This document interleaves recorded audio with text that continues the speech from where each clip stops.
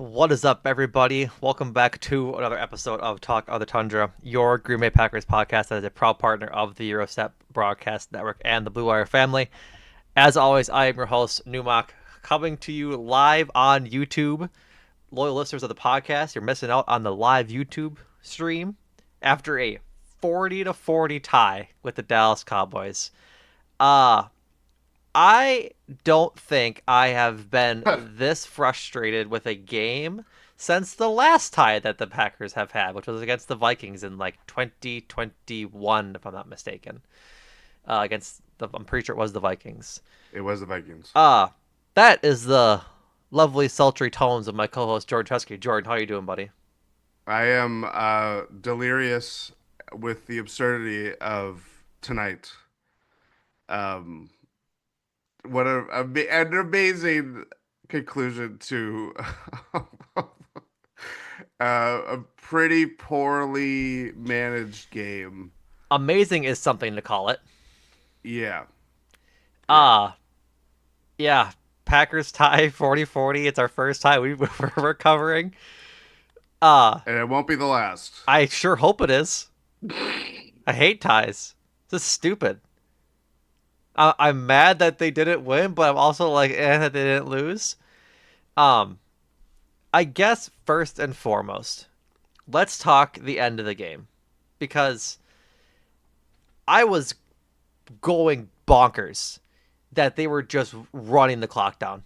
Like they were playing to not give Dallas the ball back and to not lose, which is again the worst thing to do.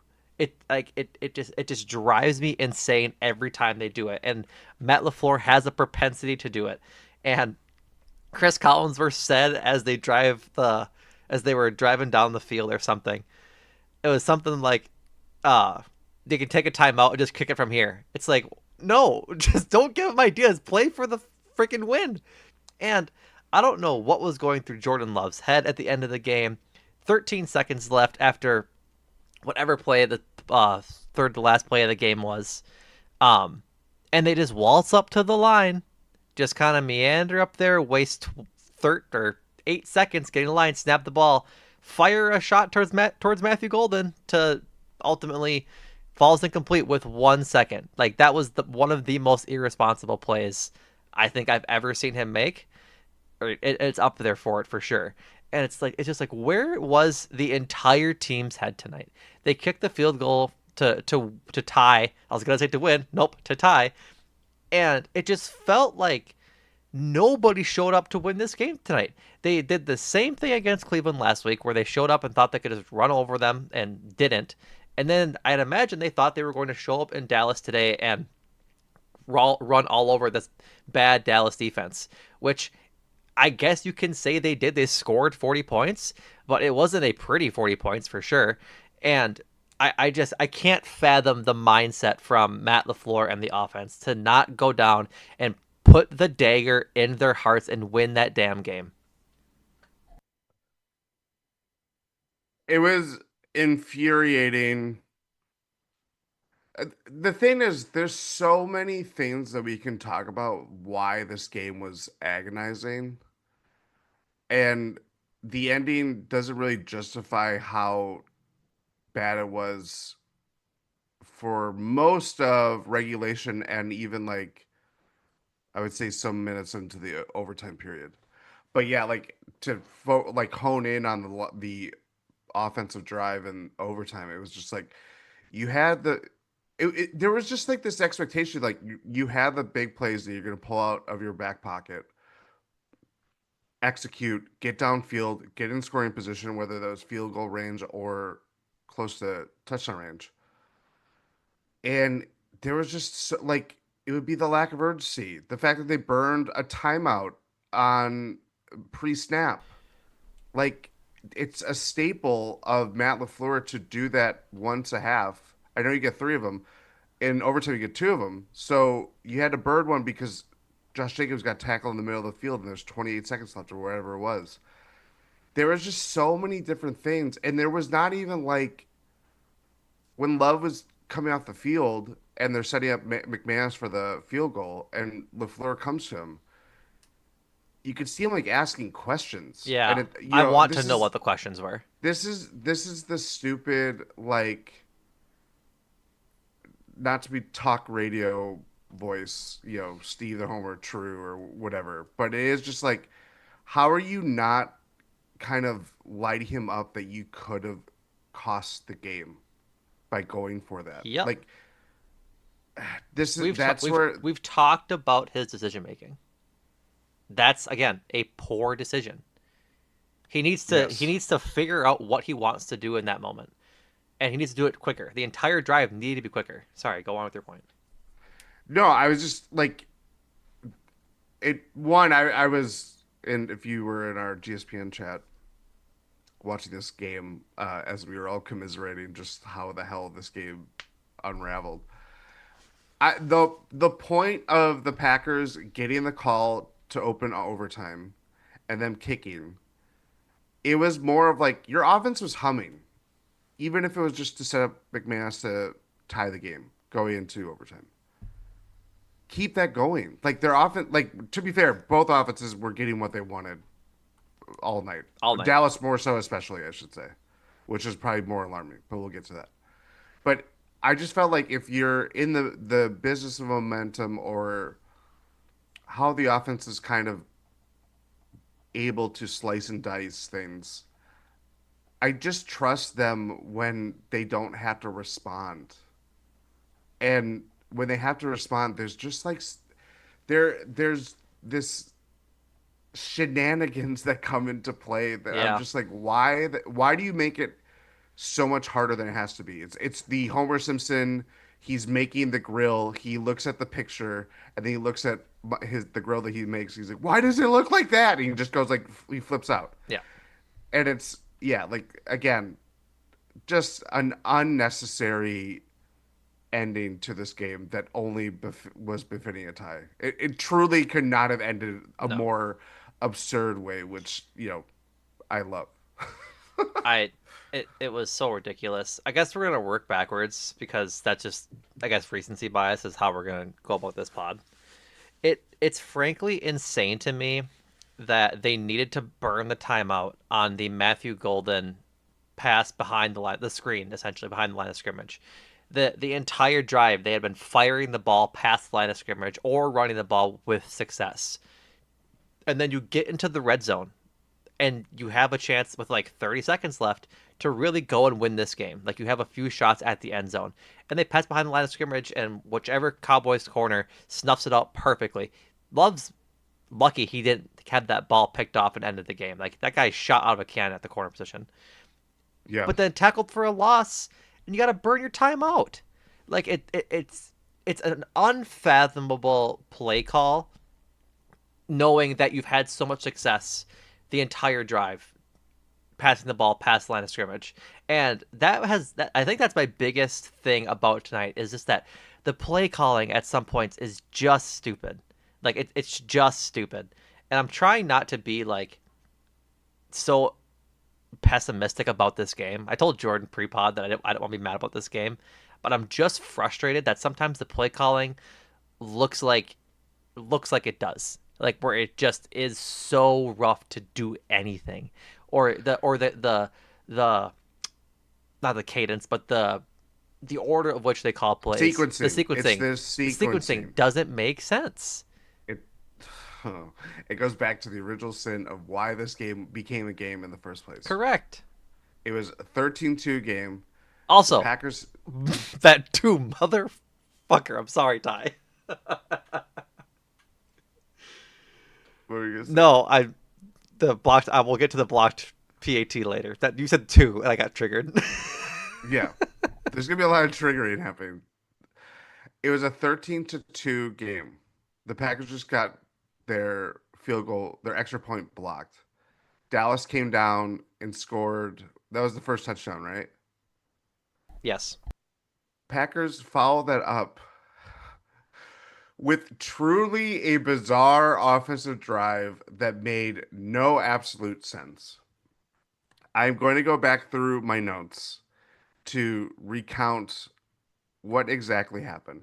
And I have a working theory because it always feels like After scripted plays get through and you start to have to respond to how Dallas, or like, Dallas in this case, but the opposing team, how they're playing defensively. What are they doing? Like where are they setting up? And I feel like that's when the play calls just go bananas. And the sequencing, whatever you want it, like it's really it. That's when it turns into Matt LaFleur like pulling a rag like a clown out of his sleeve, and he's like, "I got this, I got this, I got this," and it's like you're losing like your pulse on the game. Like we know you can do these things. It's damaging to what it does. You're going through the actual play by play.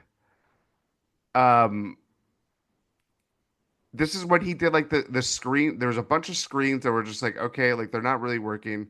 He did the flea flicker. There was like a deep shot to Wicks who like didn't finish out his route. I don't know what happened there if he was supposed to run a certain way and Love was going more like sidelines or what it was. But it was just like this really damaging like foreplay, literally three and out kind of drive. You're muted. Do you want me to go through it? Yeah, go through it, It's please. a 2 yard run by Josh Jacobs. The Matthew Golden screen that was a loss for 7, but Domin Ezraku had the unnecessary roughness for punching him in the head at the end. And then a 4 yard scramble by Jordan Love. That is the play. That's the trick play where they throw it to Savion outright in the flat, and then he passes it back to him, and then he scrambles for 4 yards, just like getting fancy with it for no reason.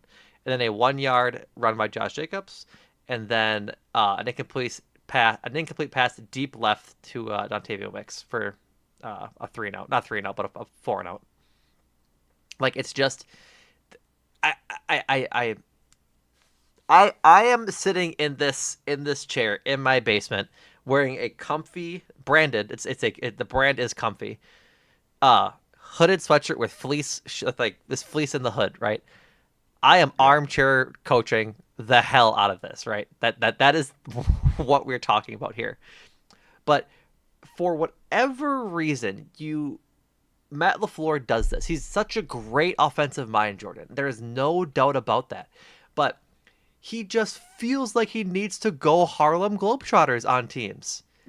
There's no need for the pass to Savion, who was a quarterback in high school, to throw it back to Jordan Love, to then taking a shot downfield. There's just no need for it. There's the need to just put the ball forward across the line of scrimmage and keep getting first downs. And I don't know why he sees or feels the need to get so fancy with it. Like I know that trick plays are a good way to keep defenses on their toes, and they work well. We've seen that with end arounds and jet sweeps and all this stuff, right? But it just feels like there's a fantastic stock image that gets posted in our Discord every week when they do this because it's so fun. It happens every week, and it's a man pointing a gun at his foot with one eye closed, looking at his foot, like it just obviously like shooting themselves in the foot. They do it every week, and it drives me up a wall. Like all I want is if listener, if you remember, it was fourth down on in the OT drive. They needed the ball. They needed the conversion to extend the game, and Yeah. Jordan Love absolutely rifles a shot to Matthew Golden, who catches it for the first down. What I want in life, especially in football, is for Jordan Love to throw the ball like that every time he throws the ball. Every time. Because he dropped back, planted his back foot in the ground, and fired. And that ball was on a line at his receiver for a conversion. He does so much well. And like Jordan Love had a good game tonight. He made some poor decisions, no doubt. But he had an objectively good game statistically tonight. He finishes with 31 completions on 43 attempts, 337 yards with 3 touchdowns and only 1 sack taken. Like that is a good game for Jordan Love. That's like a It's a top tier. spectacular game. It might be the best game he's had. I don't like we haven't seen Jordan Love throw for more than 300 yards before in his like or we don't see it often, I should say.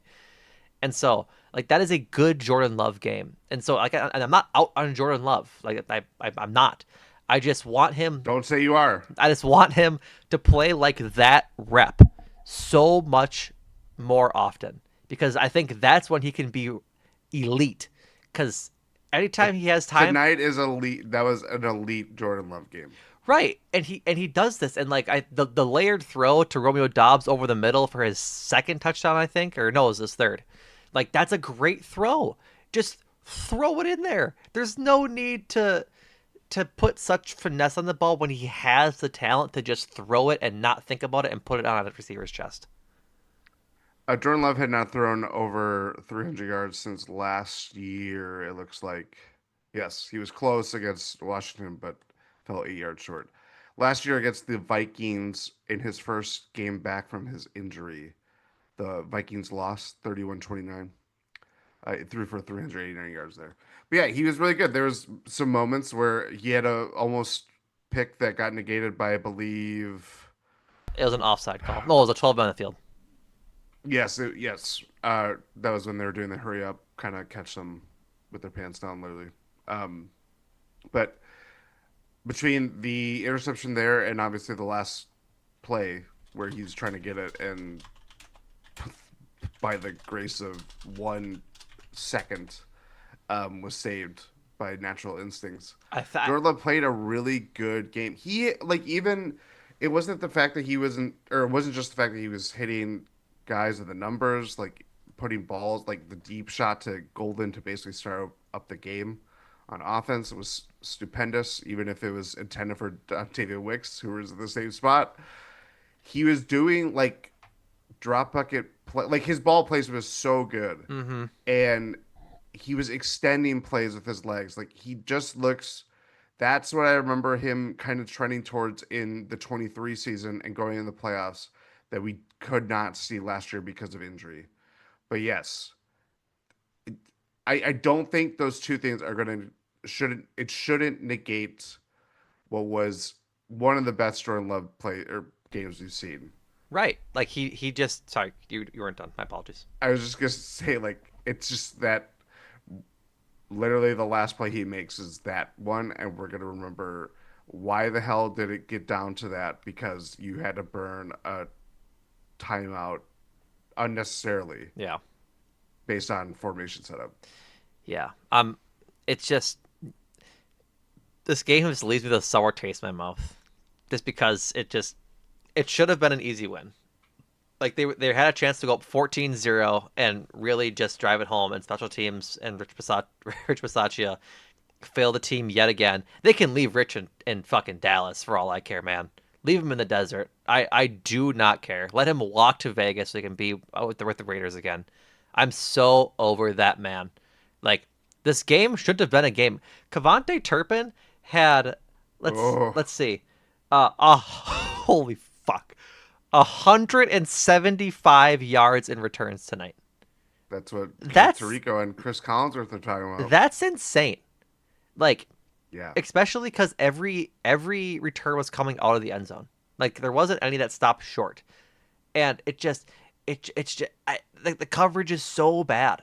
And then like the blocked PAT happens, and that's what Brian Schottenheimer said is that play gave them a spark, and it clearly did. And I don't want Rich on my football team anymore. I want him gone, and they won't make a change mid-season at special teams coordinator and assistant head coach. They just won't. But it's gonna No. piss me off, listener, and I'm apologizing for this now and for the rest of the season. It's gonna piss me off every game, because Yeah. it's the thing, Jordan. Do you remember the 2000 and I want to say 7 Chargers that were Yes, number they one in did. offense and number one in defense and 32nd in special teams, and that's why Didn't make the and they didn't playoffs. make the playoffs. That's kind of where we're trending. Yeah. We're There's two. gonna be some. The Packers are 2-1-1 in games where they should be 4-0, and and it's all because of special teams. It's all because of special teams. Did anybody hear Tayo Cruz? Because he just said somebody called 211. Rich Bisaccia is on the dance Oh floor. my Whoa. It is No, we 11:43, folks. yeah. This is TOTT after dark. Oh yeah. Yeah, welcome everybody. Todd After Dark. Let's make this normal. This is great. This is my natural element right Oh now. my word. No, we are at the there was a certain point in the 23 season when we knew Joe Barry was not going to come back and we're like, yeah, we're done. It's gonna bite them in the ass somehow. And yeah, like they're gonna have some they're gonna have some terrible special teams mistake that happens in the playoffs, and we're gonna look at that as why the Packers season ended prematurely, and everybody's gonna get butthurt about it, and we're just gonna be like, oh, well, if only they had something or someone that could have been held accountable much earlier. The remarkable thing about the blocked field goal, Justice Mosqueda, I, if you're listening to this, you probably know who he is. He's one of the best Packer follows out there and just great analyst. He had a screenshot of the blocked field goal and who was on the line. And he mentions I believe there are two people on that field goal blocking for them that had not blocked for a field goal, an extra point at all this season. That is ridiculous. Ridiculous. I'm gonna pull this up so I can actually announce this or like I need to see this because this is um actually egregious. I'm trying to find the um I think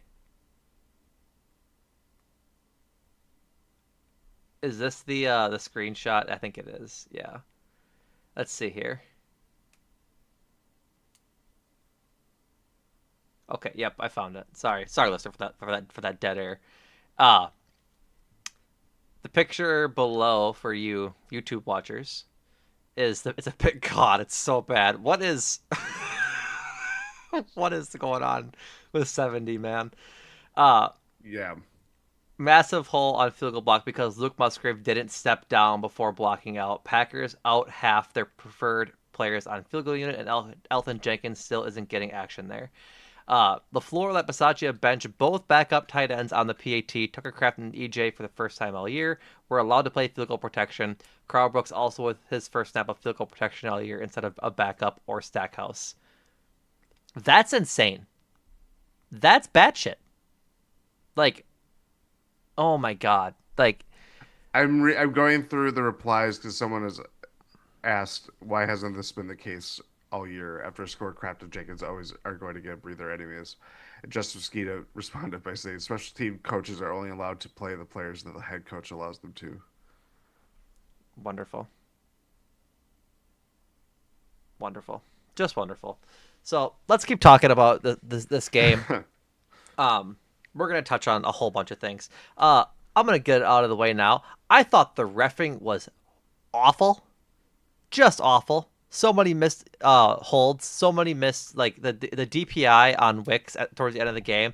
Insane how that's not called. Just insane. I that one It ultimately doesn't matter because they got down anyways. But it's like they could have had yeah some time back and it had some more shots had they. Well, they probably would have wasted it anyways. But yeah that one was the most defensible of things that should have been called sure, because Wicks initiated contact, but there was just it was just like it felt like a lot of discussing of like there was so many holds, Jordan. Like there, Micah yes Parsons was getting held at a ridiculous clip tonight, and yeah the stupid false start on EJ when he grabbed the ball, that is a BS call, just flat out BS. He did the thing that every center does on every single play, and oh my word, it was just frustrating. That's all I'll say about that. Let's move on to Josh Jacobs. He had a renaissance game, is what I'll say. He goes 22 carries, 86 yards, and 2 touchdowns. A 3.9 average on a carry, and he has 4 catches for 71 yards, the longest being a catch of 28 yards. I thought he had a great game, Jordan, and hopefully a get right game going into the bye where you can really hopefully see this type of Josh Jacobs going forward. It's going to rely a lot on the line being better too, but at least you saw him have some momentum with this iteration of the line. It should not come as a surprise that a lot of his looks were one cut runs designed for him to see daylight. It was a lot of even like weak side runs, like where protection's going one way and he's going the other way. Like they had him fooled very much so. And yeah, like that's when Josh Jacobs has had bad games, like last year, if you think about like bad halves, he'd always bounce back and kind of reclaim his game. He did that tonight in a more like convincing fashion because one, when you score two touchdowns, it's going to be like, oh, you had a really good game. But it just felt like a lot. It just was one. It's the push ahead because that's how it all starts. But two, it is just like once you just kind of simplify it, like him going out wide or him going running through like in congested like A gap or even B gap, it's like it's not gonna work. Like it just felt like when they simplified what I mean, this is just how we're gonna say it, but like when it simplified for him to like just get him in like in movement, like it was him getting past two in passing offense was just so much better than was running the ball. And then when Emmanuel Wilson started getting some pop and playing really well tonight, it just felt like they found something with him, and then it just kind of worked like over and over again to the point where it compounded with Josh Jacobs starting to get the ball rolling too. Yeah, I think him and being involved in the passing game does a lot for him, and hopefully it can get going more. They just found a lot of space tonight. Again, this Dallas defense isn't good, so it's not going to be that easy the rest of the year. But That is the thing. hopefully they can just continue to trend that way because there's a lot of talk on our Discord, and that's like again, it's a lot of fun in there. Come join.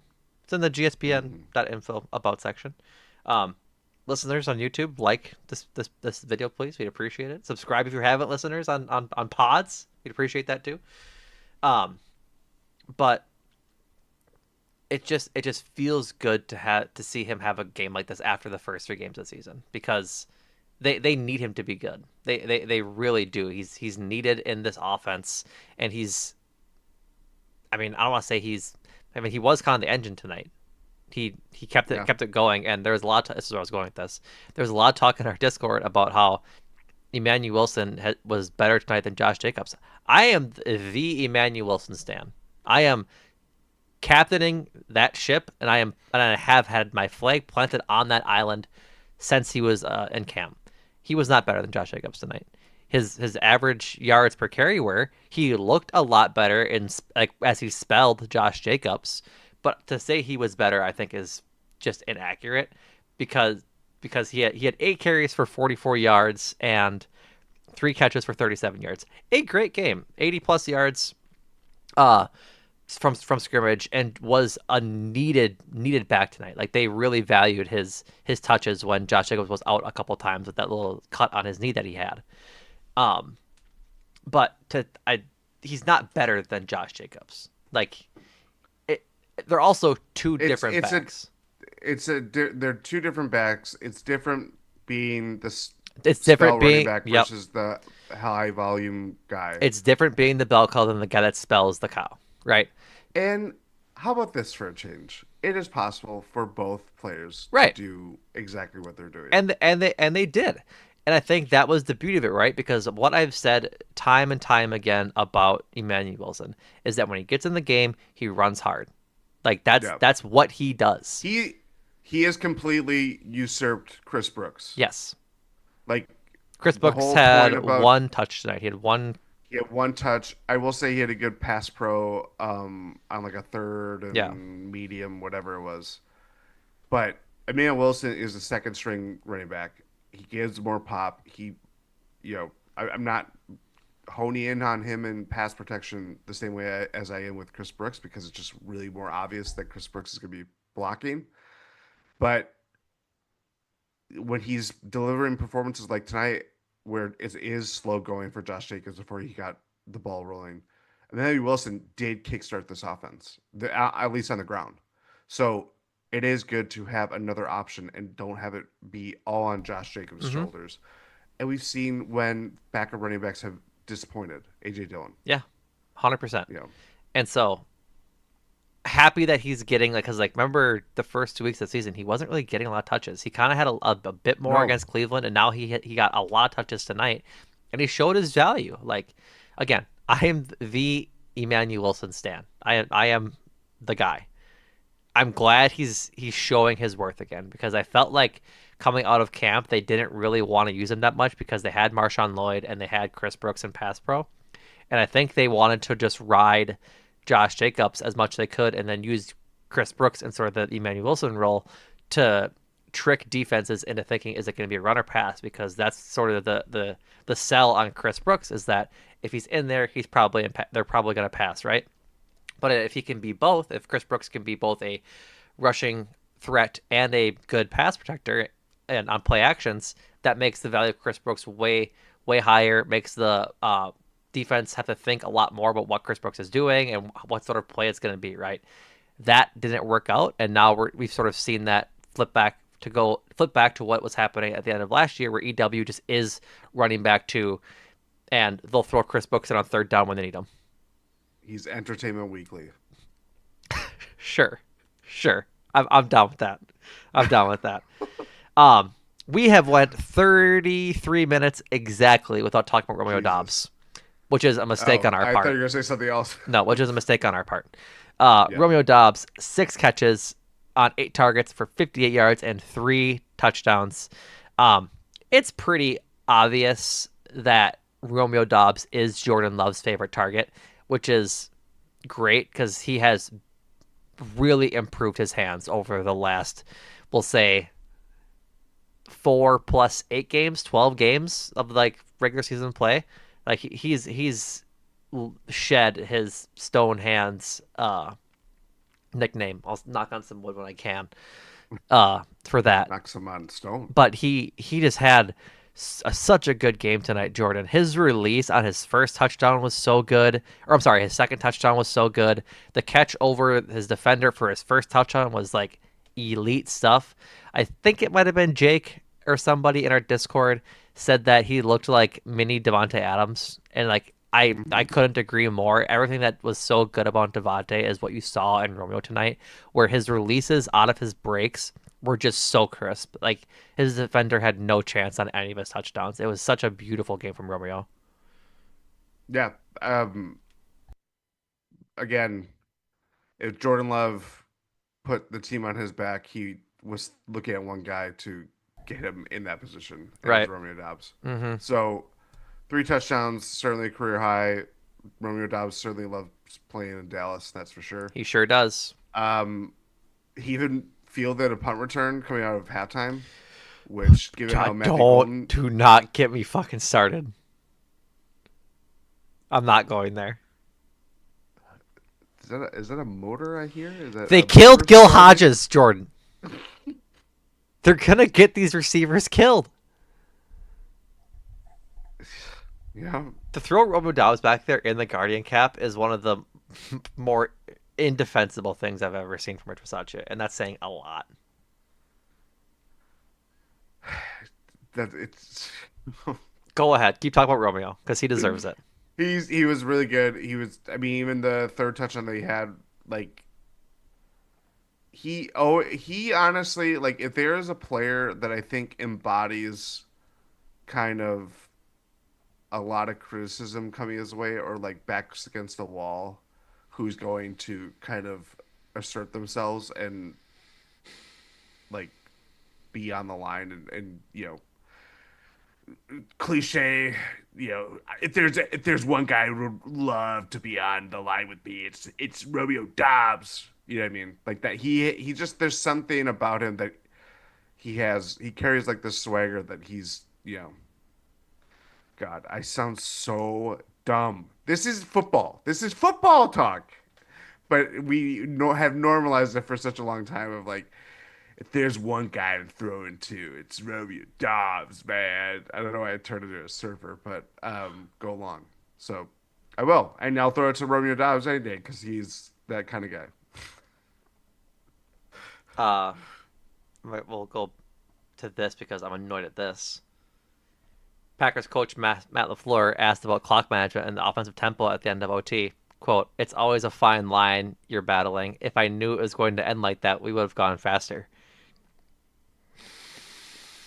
Mr. Forsyth is at it again. My brother, E, they say my 2020 is hindsight. my brother in Christ, you were in charge of the tempo. You knew how the game was going to end. The game was going to end either with you winning, losing, or kicking the field goal to tie it. And you played to tie it. There is no room for discussion on how Matt LaFleur managed the end of that game. This is coach speak to a T. And again, fan of Matt LaFleur's. I have a lot to say about his play calling and a lot to say about how he manages games, but he is a good coach. That is just a non-answer. It's just a non-answer because you could have gone faster the entire time. Because Jordan, if you go faster, the worst that happens is that you end the game. You tie the game with minimal time left, right? And of course, Brandon Aubrey has a like Cybertronic leg attached to his hip, right? He's got Happy Gilmore 2 hips. Correct. But you can do both. You can do both things, Jordan. Dallas didn't have any timeouts left. You can play. They burn theirs. You can play quick early. You can play quick to win the game and leave time on the clock if it goes down. Say they get to the 20-yard line, right? They're playing quick and they understand like, okay, there's less than 2 minutes left because I think they got the ball with 5:30 to go or something like that, and they're going down and they're getting there, and it so happens that they kick a field goal with like 30 seconds left, right? That's fine. Just kick the field goal to tie it and play defense. Defense wasn't very good tonight. We'll get to that in a minute. But we're gonna get to that a lot. But you play to win the game, and he 100% did not do that to end the game. And that tweet, or not that tweet, that quote annoys the hell out of me. If I knew I was gonna drink 10 beers and throw up, I wouldn't have done it. I wouldn't have drank 10 beers and thrown up. That's what Matt LaFleur is saying. If I knew that I was going to black out after drinking 10, 12 beers, I want to drink 10, 12 beers. If I knew... I don't know. Yeah. I mean, anything that Matt LaFleur is going to say after the game is probably going to infuriate people as we are experiencing currently. Yeah, literally live with me. Yeah. Let's talk about Matthew Golden. Another good night for him. 5 catches, 58 yards. His longest was a 46-yard catch. That was thrown to Dontavian Wicks. I'm almost sure. I'm almost sure of it that he ran the wrong route and interrupted a Dontavian Wicks long touchdown. But he made a great catch beside that, and I'm just happy he's getting six targets a game now. I'm hoping he can do more of it down the field. Those are his 2 down the field, whereas the fourth quarter one and that 46-yard catch that he had down the field, but. The other 3 were like around the line of scrimmage, which is the most infuriating thing that I continue to bemoan, but we'll talk about that later. He's getting there. Like we are approaching, which is so annoying that we're grinding our way towards the breakout game. It's coming. It's coming. Yeah. It was an interesting experience. I was also screaming at my monitor while I was watching this game. In the fourth quarter, when they kicked the field goal to tie it at the end of the fourth quarter, they were on like the 30-yard line. Matthew Golden can separate from any receiver or any cornerback. They should have taken a couple of shots deep in the end zone to Matthew Golden in OT and in the fourth quarter because they had time to do it. And the worst that can happen is that he throws it too far. Well, the worst thing that happens is interception, but like it's hard to overthrow Matthew Golden. Love did it last week in Cleveland, but it's pretty hard to do it and just drop it in the end zone and let him go run under it because he has that kind of speed. And Hilariously, Jordan, it's the one time they don't take the deep shot down the field. Yeah. Like they do it all game long when it's questionable to do so, when you could just pick up the first down on 3rd and 1, they chuck it downfield. But no, they still play conservatively to play for the tie and go to overtime, which is not playing to win the game. Not playing to win the game at all. That is coming down the mindset. Matthew Golden, the experience of punt returns, he got his His shit rocked is what he did. yeah, he if he knew that he was gonna spin into a Cowboys defender, he probably wouldn't have done that. They killed Gil Hodges, Jordan. Oh my God, you are gonna have to explain this I reference. said it last week.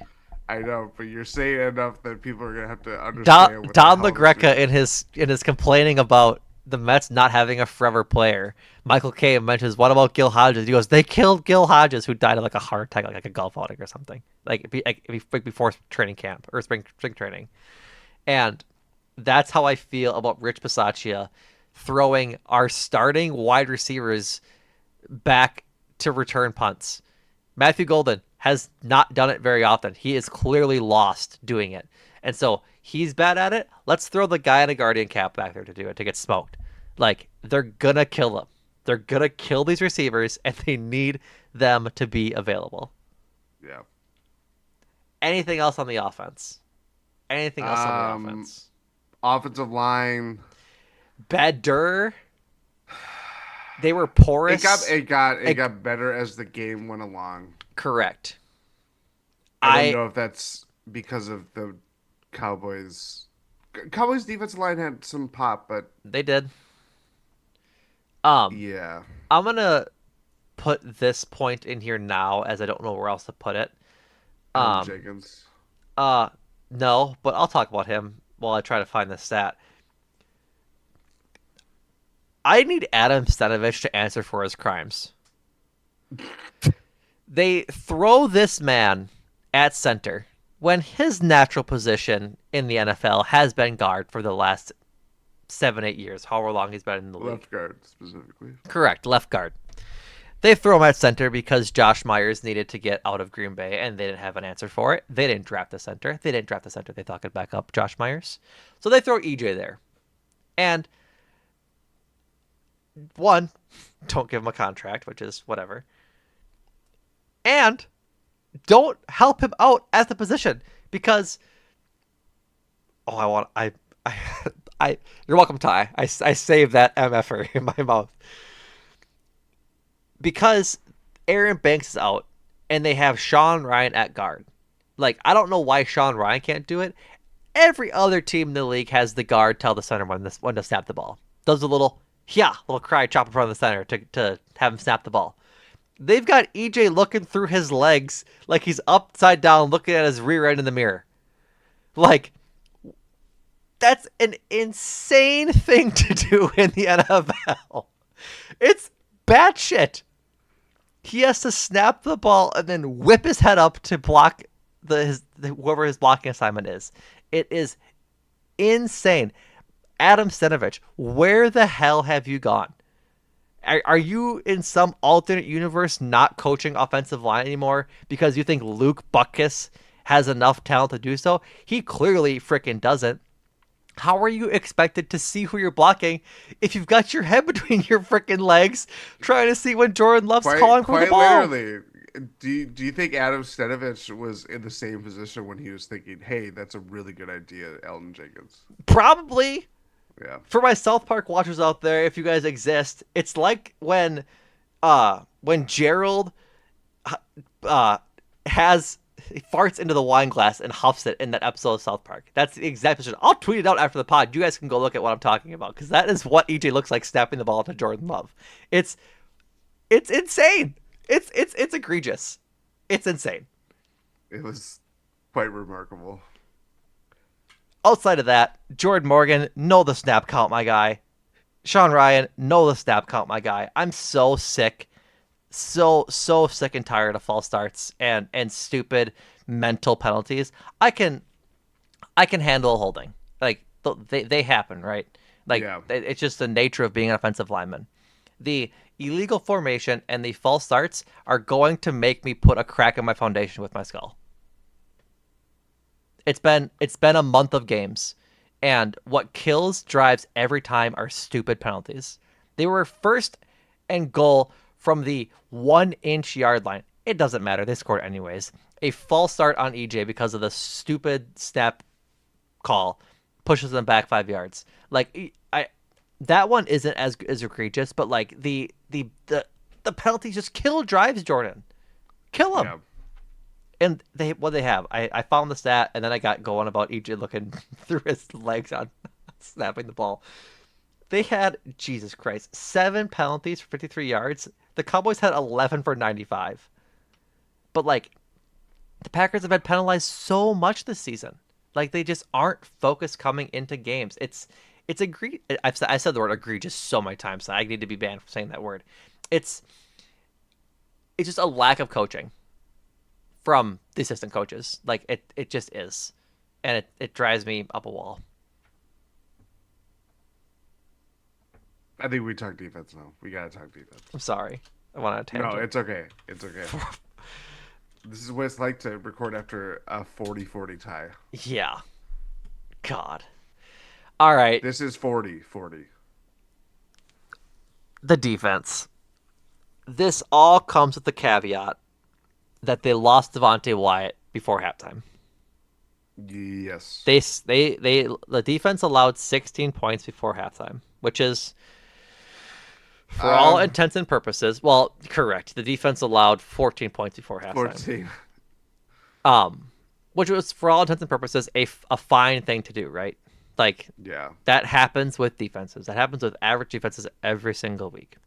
They then proceed to allow 24 points in the second half without Devontae Wyatt, whose absence was missed immediately. Like, hopefully the news about him is good. It was a knee injury, and he had a knee injury coming into the week, and so you hope that that wasn't exacerbated and going to be something long term, because he is crucial on this defense. They like in the run game, it's gonna be it's quite crazy how important he is. With that caveat, Yes. the I don't know what their deal was tonight. There was no pressure on Dak. Like Micah Parsons was basically held to like 2 pressures before his sack in overtime. I believe it was overtime. Yeah, it was overtime.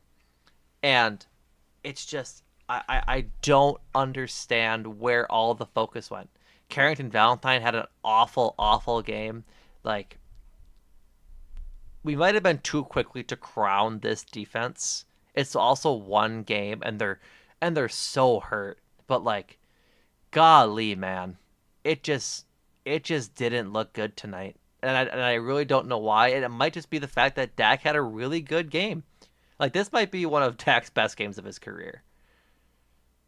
Yes. But he has plenty of experience coming back in games too. right, And he hangs around. Like, we make fun of the Cowboys, but when Dak Prescott is playing and not hurt and or about to be hurt or whatever, like, Cowboys have the label that they have under Jerry Jones for the last 30 years, is that they hang around. Like, they're competitive.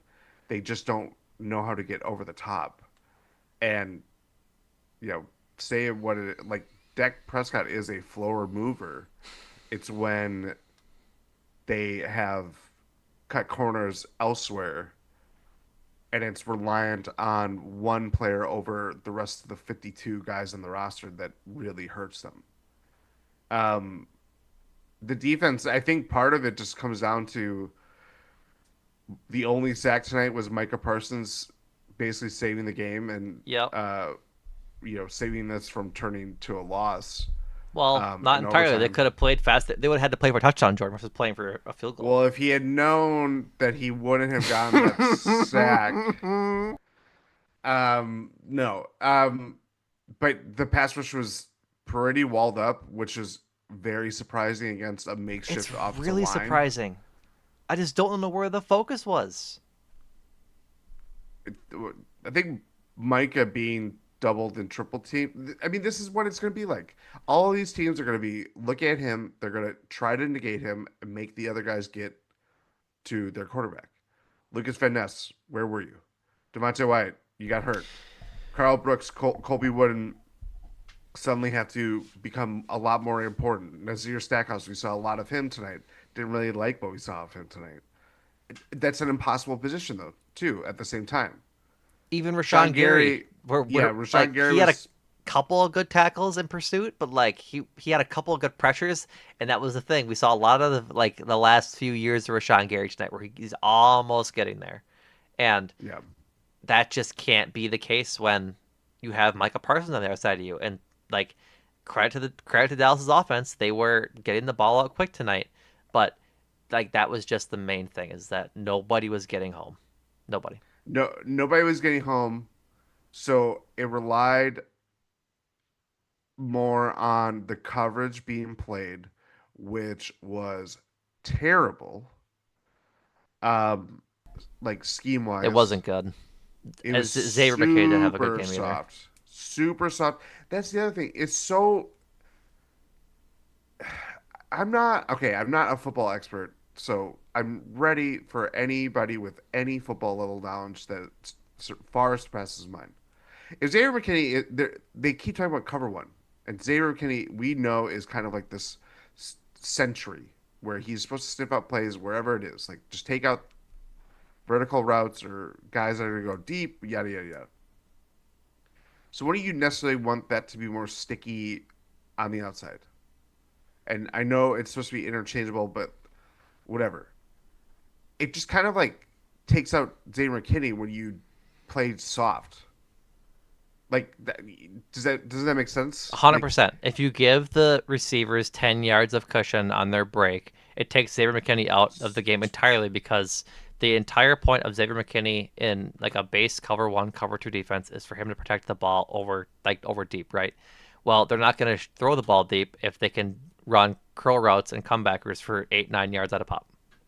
yeah, and that was the Joe Barry special of we we've seen how that story goes. So they just keep getting gashed and gashed and gashed. And Yep. both of the outside quarterbacks that they had before Nate Hobbs got hurt and went into the blue tent for a possible concussion.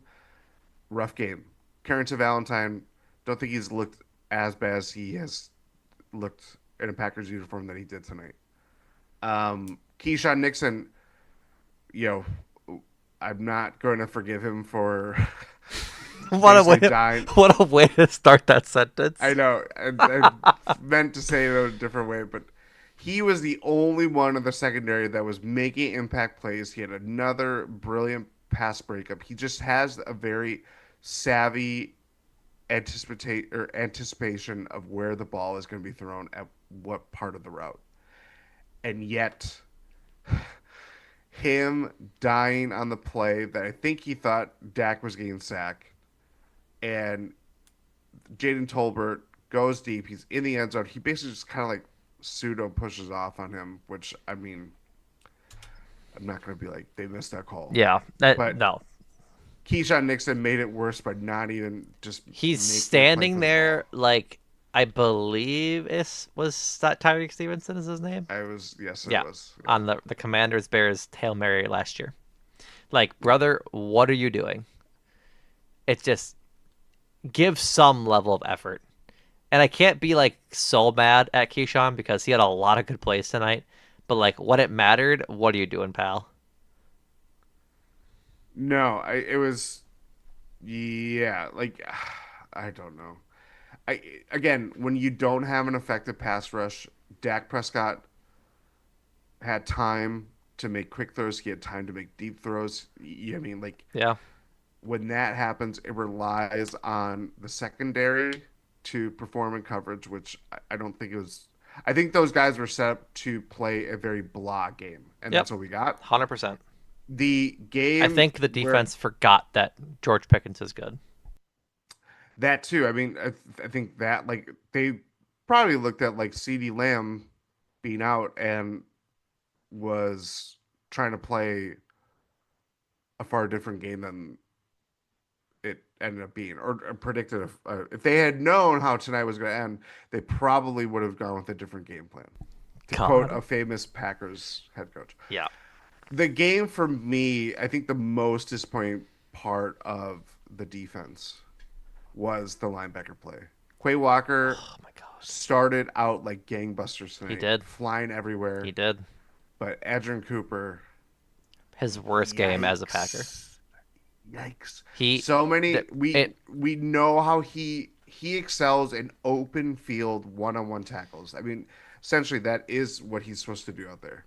I think And sorry, keep going. My apologies. he just had so many times where he wasn't necessarily in the right position and would whiff.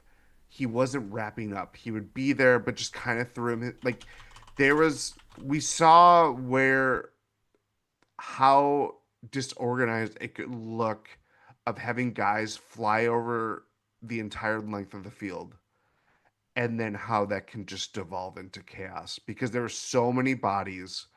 And at a certain point around the second quarter when Dallas started finding their rhythm with a lot of dinks and dunks, check downs, screen game that got Packers defenders either walled up by blocks or having to kind of do left right movements.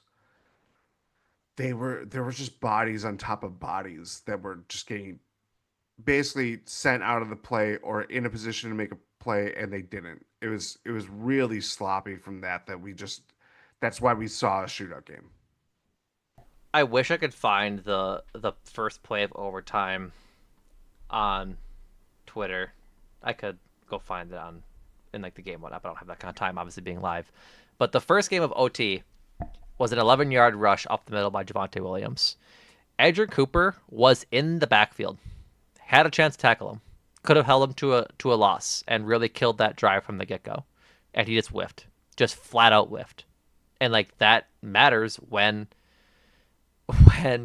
you're in overtime and trying to win this game. Like it was just it was such a bad game, such a bad game for uh for Edger Cooper, and like Yeah. that doesn't mean he's bad. It just had a bad game. He'll learn from it and hopefully come back from it. But in a game where they tie, like his play really did show out for all the wrong reasons. Yeah, Um, very much so. fun fact. This is from Dante Cop Flem.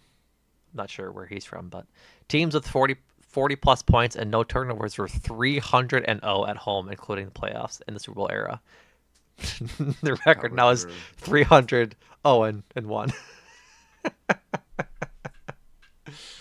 So, um, I don't think I have thoughts on too much else from the defense. Like my biggest thing, and it's the same thing for the offense, is just they have to come more focused.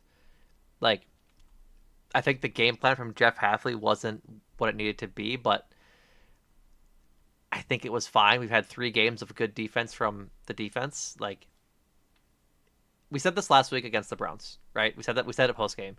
You're not going to hold every team to like under 20 points. Yes. This was one of those games where the other team has good players on offense and had a good game where your offense needed to pick you up. They did. They also scored 40 points, but it's just like at least it happened this game when the offense was I guess up for the task is how I'll say that. So hopefully they come back and they face the Bengals in week 6 after their bye, right? Yeah, Yep. yeah. You're right. You're right. And they face Jake Browning and company. Chase Brown has not been good this year, so hopefully they can have a get right game at home. No, It is at home. it is at home. Yeah. Um, and really get back to their ways and hopefully be healthy because that's the biggest thing now. Is if Devontae White's out for a long time, that is terrible.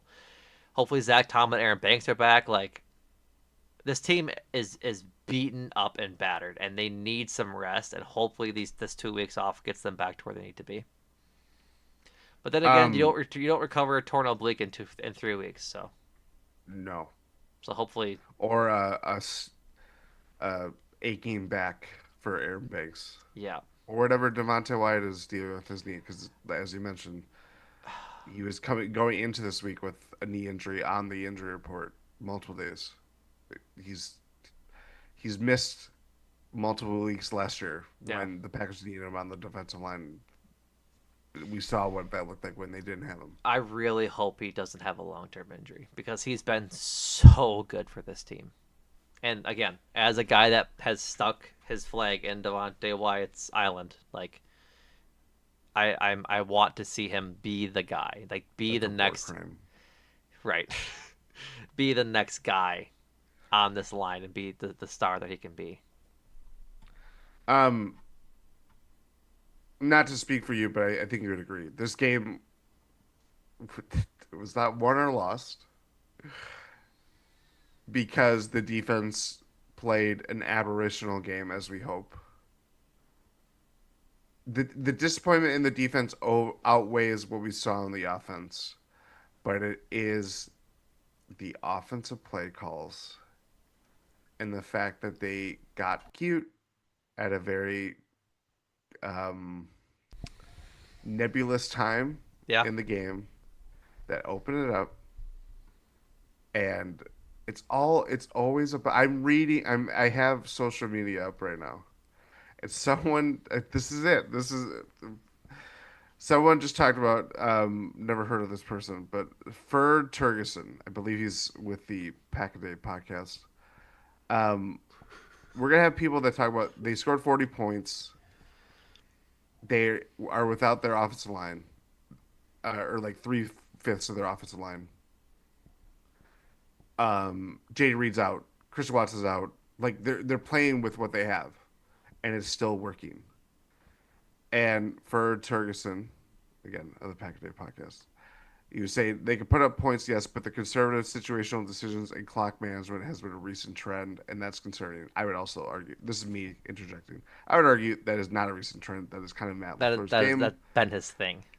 They have Super Bowl aspirations. That crap gets you eliminated. Um, yeah, that's the thing. There's no one is expecting a perfect game plan. Like we're not expecting, every play is going to work out successfully. Like that, we ask a lot of of the Packers to do that, and we know that that is impossible. But they just open the door for things to happen, and this game really turned on its head. And we knew that we didn't know that the defense didn't have it tonight, or the way that they're playing, the way that they're set up, the way that they're schemed up to. Like these are things that are gonna be uncovered as people dive into the film and share it on social media, and that's great.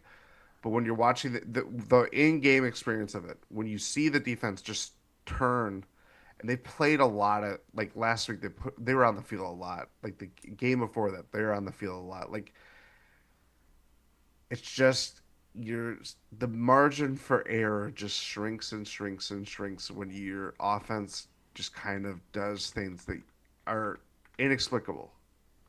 You know what I mean? Yep, They're, 100%. that's where it gets tough. And I just have this is a more general thought. Like if the Packers win the Super Bowl this year, we're obviously going to be overjoyed. Yeah, When the Bucks won the NBA title a couple years ago, there was a guy that brought a Fire Bud yeah, poster. of course. This is the experience of watching your favorite football team in 2025 and beyond.